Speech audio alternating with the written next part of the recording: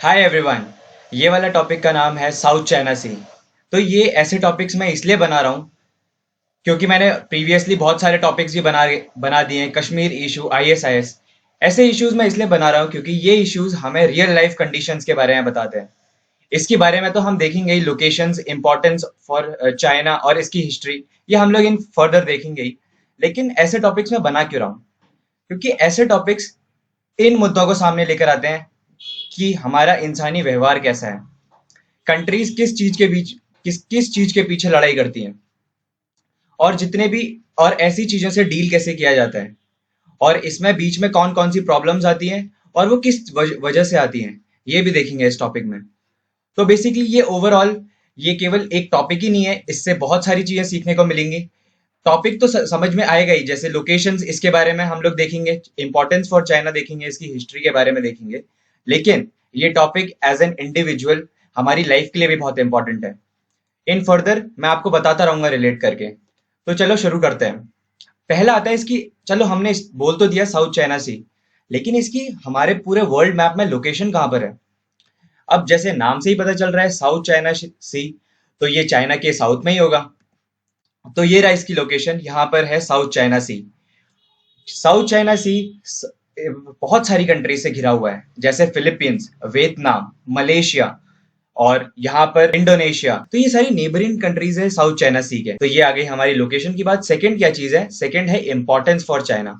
अब किसी भी चीज में अगर विवाद होता है तो वो किसी ना किसी रीजन की वजह से होता है। चाइना इसको इंपॉर्टेंट क्यों मानता है साउथ चाइना सी को, ये देखते हैं। इसके दो रीजन है। पहला है ट्रेड रूट। ट्रेड रूट का मतलब होता है कि चाइना में जो भी एक्सपोर्ट इम्पोर्ट होता है मिडल ईस्ट से, वो इसी रूट की वजह से होता है। यहाँ से ये है हमारी मिडल ईस्ट कंट्रीज। तो यहाँ पर ये सारी ओपेक कंट्रीज हैं जहां पर पेट्रोलियम का प्रोडक्शन बहुत हाई होता है। लेकिन जो चाइना है, चाइना तो आइसोलेटेड है इन कंट्रीज से, तो चाइना को कोई रूट नहीं मिल पाता मिडल ईस्ट में जाने के लिए। तो चाइना क्या करता है, यहाँ पर अपने सी रूट, मेरीटाइम रूट को यूज करता है, और यहाँ से होता हुआ इन दोनों की बाउंड्रीज के बीच में, जो मलेशिया और इंडोनेशिया के बीच में जो बाउंड्री है, इससे होता हुआ यहाँ से अपना रिलेशंस बना के और यहाँ से ऑयल का सब ट्रांसपोर्ट करता है। नेक्स्ट, साउथ चाइना सी में मिनरल्स लाइक ऑयल वहां पर बहुत प्रेजेंट है। नेचुरल गैस के जो रिजर्व्स हैं वो भी बहुत प्रेजेंट है वहां पर।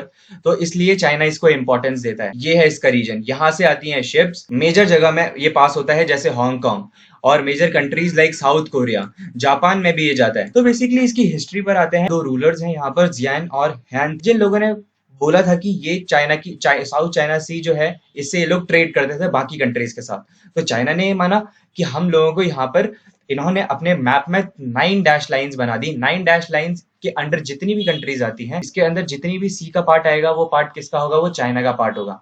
तो ये चाइनीज गवर्नमेंट ने बोल दिया था 1947 में। तो बाकी कंट्रीज थी like Brunei, Malaysia, Vietnam, Philippines and Taiwan.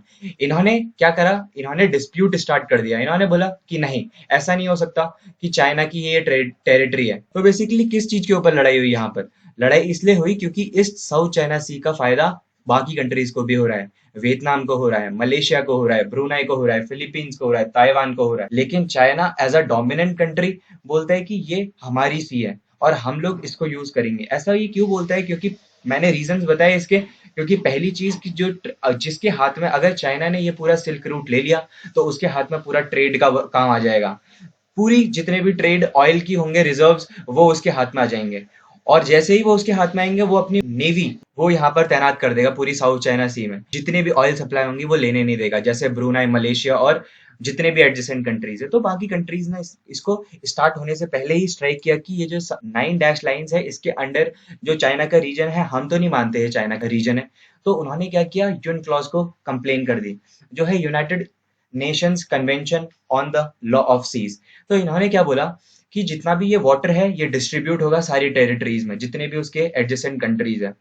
तो सारी कंट्रीज को शेयर करना पड़ा वो साउथ चाइना सी। और चाइना ने उस अपने जो अपील थी कि 9 डैश लाइन के अंदर जितने भी टेरिटरी है वो चाइना की है, उन्होंने उसको नकार दिया। तो नेक्स्ट जो वीडियो आएगी उसमें हम लोग डिस्कस करेंगे कि जो साउथ चाइना सी है उसमें कौन कौन सी प्रॉब्लम्स आई हैं। तब तक के लिए थैंक यू।